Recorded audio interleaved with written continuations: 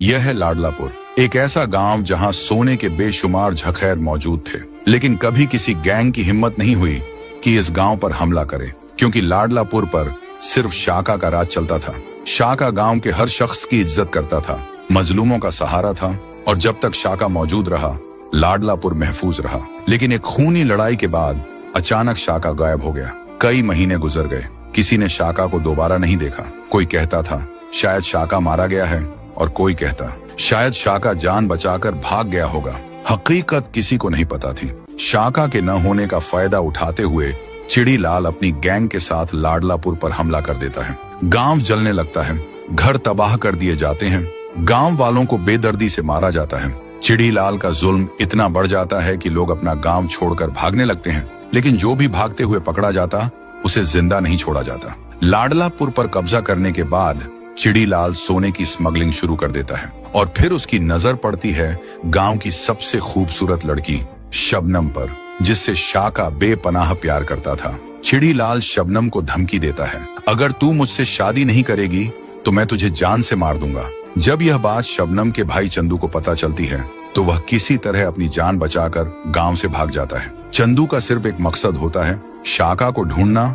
और वापस लाडलापुर लाना। वह गांव गांव शहर शहर भटकता है, लेकिन शाका का कोई निशान नहीं मिलता। कई दिन भूखा प्यासा रहने के बाद चंदू जंगल में बेहोश होकर गिर जाता है, और दूसरी तरफ चिड़ी लाल शबनम से जबरदस्ती शादी की तैयारी कर रहा होता है। चंदू जंगल में बेहोश पड़ा होता है, उसे न होश होता है, न पता होता है कि वह जिंदा भी है या नहीं। तभी जंगल के अंदर ही रहने वाला छोटे से कबीले का एक आदमी मोंगली वहां से गुजरता है। वह चंदू को इस हालत में देखकर उसे उठाता है और अपने साथ ले जाता है। जब चंदू को होश आता है वह खुद को एक छोटे से घर में पाता है। वह हैरान होता है और सोचता है, मैं यहाँ कैसे आया। फिर मोंगली चंदू को सारी बात बताता है, कैसे वह जंगल में जख्मी और बेहोश मिला था और कैसे वह उसे यहाँ ले आया। दूसरी तरफ शबनम शादी के लिए तैयार होने से इनकार कर देती है। इस बात पर चिड़ी लाल गुस्से से आग बबूला हो जाता है। वह गुस्से में शबनम के पिता चमेली सिंह को बुरी तरह पीटता है। चमेली सिंह की पिटाई देखकर शबनम मजबूर हो जाती है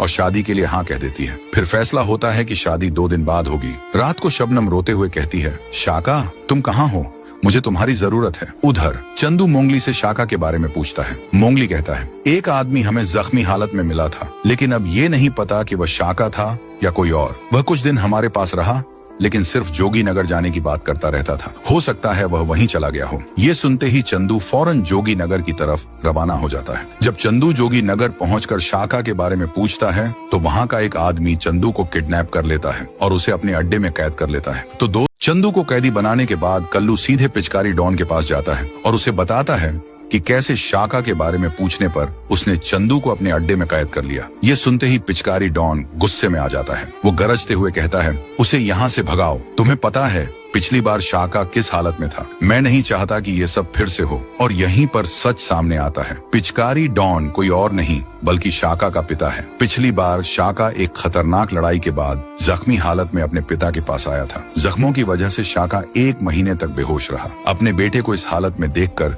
पिचकारी डॉन अंदर से टूट जाता है और फैसला करता है कि अब वो शाका को कहीं भी जाने नहीं देगा, चाहे जो भी हो जाए। दूसरी तरफ चिड़ी लाल सोने की खुदाई के लिए पूरे गांव को जबरदस्ती काम पर लगा देता है। जो कोई भी जरा सी बात करता है चिड़ी लाल उसे खूब मारता है। इस डर की वजह से गांव के लोग न चाहते हुए भी काम करने लगते हैं। उधर पिचकारी डॉन चंदू की सारी बात सुनता है। फिर वो सख्ती से कहता है, यहाँ पर कोई शाका नहीं है। अगर तुम्हें अपनी जान प्यारी है तो यहाँ से चला जाओ, ये तुम्हारा आखिरी मौका है। ये सुनकर चंदू मायूस हो जाता है और वहाँ से चला जाता है। चंदू के जाने के बाद पिचकारी डॉन अकेला रह जाता है और फूट फूट कर रोता है, क्योंकि वह चाहकर भी चंदू की मदद नहीं कर सका। दूसरी तरफ जब शाका जंगल के रास्ते से घर आ रहा होता है तो अचानक उसकी मुलाकात चंदू से हो जाती है। दोनों एक दूसरे को देखते ही गले लग जाते हैं। फिर चंदू शाका को सारी बात बता देता है कि उसने शाका को कहां कहां ढूंढा, गांव की क्या हालत है और चिड़ी लाल क्या जुल्म कर रहा है। ये सब सुनने के बाद शाका का खून खौलता है। शाका चंदू को साथ लेकर अपने पिता पिचकारी डॉन के पास जाता है। जैसे ही पिचकारी डॉन शाका को अपनी आंखों के सामने देखता है वो शौक में आ जाता है और उसे सब समझ आ जाता है। पिचकारी डॉन भारी और कंपाती आवाज में कहता है, शाका मैं तुम्हें फिर से खोना नहीं चाहता। ये दुनिया बहुत जालिम है बेटा। शाका आगे बढ़कर अपने पिता के सामने खड़ा होता है और कहता है, अब्बा अगर मैं आज चुप रहा तो गांव के लोग कल जिंदा नहीं बचेंगे। चिड़ी लाल ने जुल्म की हर हद पार कर दी है। चंदू भी आगे आकर पिचकारी डॉन से कहता है, डॉन साहब, गांव के लोग सिर्फ शाका की उम्मीद पर जिंदा हैं। अगर वह नहीं आया तो सब कुछ खत्म हो जाएगा। पिचकारी डॉन की आंखों से आंसू बहने लगते हैं। वह शाका को जोर से गले लगाता है और भारी दिल से कहता है, शायद मैं पिता होने के नाते सिर्फ अपने बेटे को बचाना चाहता था, लेकिन आज मुझे पूरे गांव का पिता बनना होगा। दिल पर पत्थर रखकर पिचकारी डॉन शाका को जाने की अनुमति दे देता है। शाका और चंदू के जाने के बाद कल्लू पिचकारी डॉन से कहता है, भाई आपने शाका को क्यों जाने दिया? अगर इस दफा भी कुछ हो गया तो? पिचकारी डॉन गहरी सांस लेकर कहता है, चाहे हम कुछ भी कर लें, एक शेर को ज्यादा देर पिंजरे में नहीं रखा जा सकता, जाने दो उसे। दूसरी तरफ शाका और चंदू लड़ालपुर के करीब एक पहाड़ पर रुककर गांव के हालात का जायजा लेते हैं। लोग दिन रात सोने की खुदाई में लगे हुए हैं। भूख, थकान और मारपीट ने उनका बुरा हाल कर दिया है। ये देखकर शाका का खून खौलता है। शाका एक योजना बनाता है और कहता है, हम सीधे चिड़ी लाल पर हमला नहीं करेंगे, पहले उसके खास आदमियों को एक एक करके खत्म करेंगे ताकि वह कमजोर हो जाए। शाका चंदू से कहता है, तुम शबनम तक खबर पहुंचा दो ताकि चिड़ी लाल शादी की तैयारियों में उलझा रहे और अपने लोगों पर ध्यान न दे। चिड़ी लाल, जो शबनम के प्यार में पागल हो चुका होता है, वास्तव में अपने आदमियों से ध्यान हटाने लगता है। रात होते ही शाका अपनी पहली चाल चलता है। वह चिड़ी लाल के सबसे खास आदमी झंडू लाल को मारकर गांव से भगा देता है। फिर वह उसके भाई भोला सिंह पर हमला करता है और उसे जिंदा पकड़कर अपनी कैद में रख लेता है। जब भोला सिंह के गायब होने की खबर चिड़ी लाल तक पहुंचती है तो वह गुस्से से पागल हो जाता है। वह चिल्लाकर हुक्म देता है, मेरा भाई ढूंढो, जमीन आसमान एक कर दो। तो दोस्तों, चिड़ी लाल के कहने पर उसके आदमी भोला सिंह को ढूंढना शुरू कर देते हैं।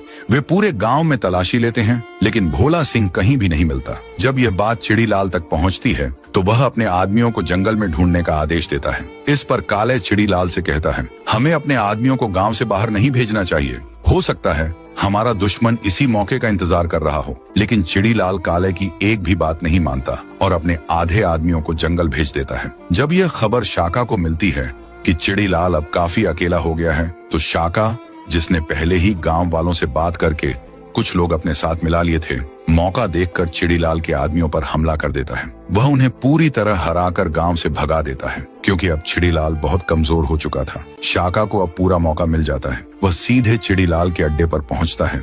उसके बचे हुए आदमियों को खत्म करने के बाद शाका चिड़ी लाल के सामने खड़ा हो जाता है। शाका को देखकर चिड़ी लाल पूरी तरह शॉक में आ जाता है। फिर दोनों के बीच एक खतरनाक और खूनी लड़ाई शुरू हो जाती है।